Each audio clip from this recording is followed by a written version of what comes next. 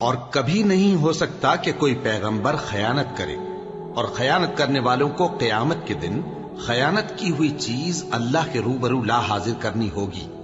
پھر ہر شخص کو اس کے اعمال کا پورا پورا بدلہ دیا جائے گا اور ان کے ساتھ بے انصافی نہیں کی جائے گی۔ بھلا جو شخص اللہ کی خوشنودی کا تابع ہو وہ اس شخص کی طرح ہو سکتا ہے جو اللہ کی ناخوشی میں گرفتار ہو، اور جس کا ٹھکانہ دوزخ ہے اور وہ برا ٹھکانہ ہے۔ سب لوگوں کے اللہ کے ہاں مختلف درجے ہیں اور اللہ ان کے سب اعمال دیکھ رہا ہے۔ اللہ نے مومنوں پر یقیناً احسان کیا ہے کہ ان میں انہی میں سے ایک پیغمبر بھیجے جو ان کو اللہ کی آیتیں پڑھ پڑھ کر سناتے اور ان کو پاک کرتے اور انہیں کتاب و حکمت کی تعلیم دیتے ہیں، اور پہلے تو یہ لوگ کھلی گمراہی میں تھے۔ بھلا یہ کیا بات ہے کہ جب احد کے دن کفار کے ہاتھ سے تم پر مصیبت واقع ہوئی، حالانکہ جنگ بدر میں اس سے دگنی مصیبت تمہارے ہاتھ سے ان پر پڑ چکی ہے، تو تم کہنے لگے کہ یہ آفت ہم پر کہاں سے آ پڑی؟ کہہ دو کہ یہ تمہاری ہی شامت اعمال ہے کہ تم نے پیغمبر کے حکم کے خلاف کیا۔ بے شک اللہ ہر چیز پر قادر ہے۔ اور جو مصیبت تم پر دونوں جماعتوں کے مقابلے کے دن واقع ہوئی سو اللہ کے حکم سے واقع ہوئی، اور اس سے یہ مقصود تھا کہ اللہ مومنوں کو اچھی طرح معلوم کر لے اور منافقوں کو بھی معلوم کر لے۔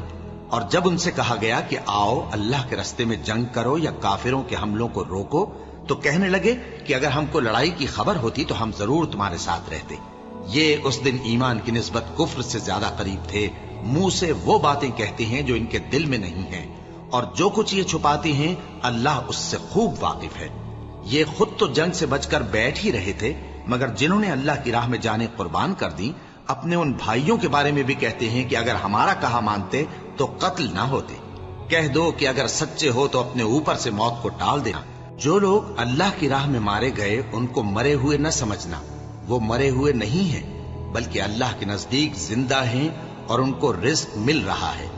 جو کچھ اللہ نے ان کو اپنے فضل سے بخش رکھا ہے اس میں خوش ہیں، اور جو لوگ ان کے پیچھے رہ گئے اور شہید ہو کر ان میں شامل نہیں ہو سکے ان کی نسبت خوشیاں منا رہے ہیں کہ قیامت کے دن ان کو بھی نہ کچھ خوف ہوگا اور نہ وہ غمناک ہوں گے، اور اللہ کے انعامات اور فضل سے خوش ہو رہے ہیں، اور اس سے کہ اللہ مومنوں کا اجر ضائع نہیں کرتا جنہوں نے باوجود زخم کھانے کے اللہ اور رسول کے حکم کو قبول کیا۔ جو لوگ ان میں نیکوکار اور پرہیزگار ہیں ان کے لیے بڑا ثواب ہے۔ جب ان سے لوگوں نے آ کر بیان کیا کہ کفار نے تمہارے مقابلے کے لیے لشکر کثیر جمع کیا ہے تو ان سے ڈرو، تو ان کا ایمان اور زیادہ ہو گیا اور کہنے لگے ہم کو اللہ کافی ہے اور وہ بہت اچھا کارساز ہے۔ پھر وہ اللہ کی نعمتوں اور اس کے فضل کے ساتھ خوش و خرم واپس آئے، ان کو کسی طرح کا ضرر نہ پہنچا اور وہ اللہ کی خوشنودی کے تابع رہے، اور اللہ بڑے فضل کا مالک ہے۔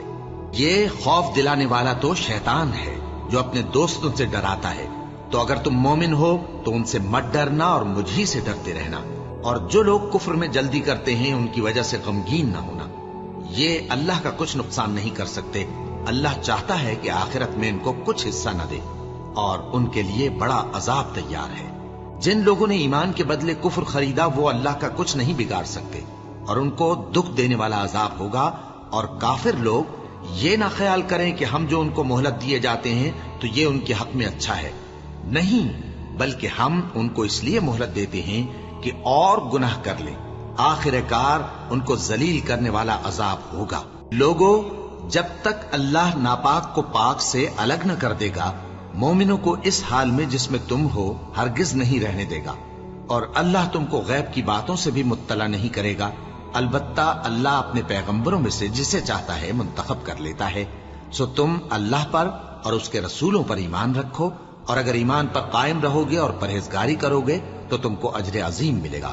جو لوگ مال میں جو اللہ نے اپنے فضل سے ان کو عطا فرمایا ہے بخل کرتے ہیں، وہ اس بخل کو اپنے حق میں اچھا نہ سمجھیں، وہ اچھا نہیں بلکہ ان کے لیے برا ہے۔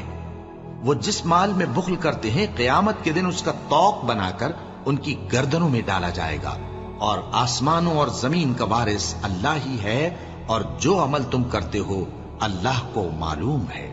اللہ نے ان لوگوں کا قول سن لیا ہے جو کہتے ہیں کہ اللہ فقیر ہے اور ہم مالدار ہیں۔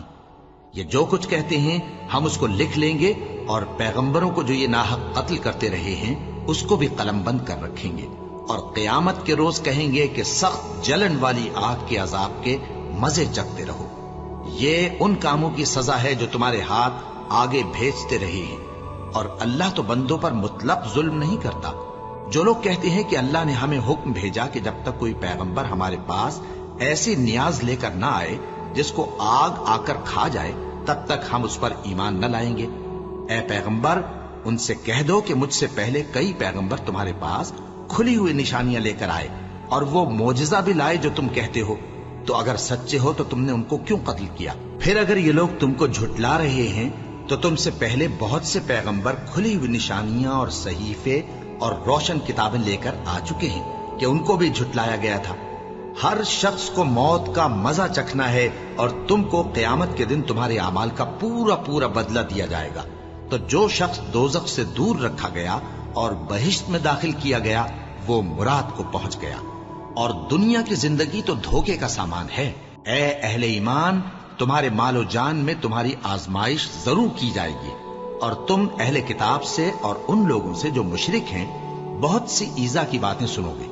तो अगर सब्र और परहेजगारी करते रहोगे तो ये बड़ी हिम्मत के काम है। और जब अल्लाह ने उन लोगों से जिनको किताब इनायत की गई थी इकरार लिया कि उसमें जो कुछ लिखा है उसे लोगों से साफ साफ बयान करते रहना और उसकी किसी बात को न छुपाना, तो उन्होंने उसको पसे पुष्ट फेंक दिया और उसके बदले थोड़ी सी कीमत हासिल की। ये जो कुछ हासिल करते हैं बुरा है। जो लोग अपने किए हुए कामों से खुश होते हैं और वो काम जो करते नहीं उनके लिए चाहते हैं कि उनकी तारीफ की जाए, उनकी निस्बत ख्याल न करना कि वो अजाब से छुटकारा पाएंगे, और उन्हें दर्द देने वाला अजाब होगा। और आसमानों और जमीन की बादशाही अल्लाह ही को है, और अल्लाह हर चीज पर कादिर है। बेशक आसमानों और जमीन की पैदाइश और रात और दिन के बदल बदल कर आने जाने में अक्ल वालों के लिए निशानियां हैं, जो खड़े और बैठे और लेटे हर हाल में अल्लाह को याद करते और आसमान और जमीन की पैदाइश में गौर करते और कहते हैं कि ऐ परवरदिगार, तूने इस कायनात को बेफायदा नहीं पैदा किया, तू पाक है, तू क़यामत के दिन हमें दोज़ख के अजाब से बचाइयो। ऐ परवरदिगार, जिसको तूने दोज़ख में डाला उसे रुस्वा किया, और जालिमों का कोई मददगार नहीं होगा। ऐ परवरदिगार, हमने एक पुकारने वाले को सुना कि ईमान के लिए पुकार रहा था कि अपने परवरदिगार पर ईमान लाओ, तो हम ईमान ले आए। सो ऐ परवरदिगार, हमारे गुनाह मुआफ फरमा और हमारी बुराइयों को हमसे दूर कर दे, और हमको दुनिया से नेक बंदों के साथ उठाइयो।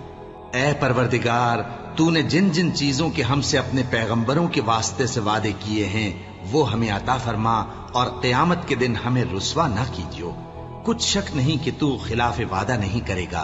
तो उनके परवरदिगार ने उनकी दुआ कबूल कर ली और फरमाया कि मैं किसी अमल करने वाले के अमल को मर्द हो या औरत जाया नहीं करता। तुम एक दूसरे के हम जिन्स हो। तो जो लोग मेरे लिए वतन छोड़ गए और अपने घरों से निकाले गए और सताए गए और लड़े और कत्ल किए गए, मैं उनके गुनाह दूर कर दूंगा और उनको बहिश्तों में दाखिल करूंगा जिनके नीचे नहरें बह रही हैं। ये अल्लाह के हां से बदला है और अल्लाह के हां अच्छा बदला है। ऐ पैगंबर, काफिरों का शहरों में ठाठ से घूमना तुम्हें धोखा न दे। ये दुनिया का थोड़ा सा फायदा है, फिर आखिरत में तो उनका ठिकाना दोज़ख है और वो बुरी जगह है। लेकिन जो लोग अपने परवरदिगार से डरते रहे उनके लिए बाग हैं जिनके नीचे नहरें बह रही हैं, और वो उनमें हमेशा रहेंगे।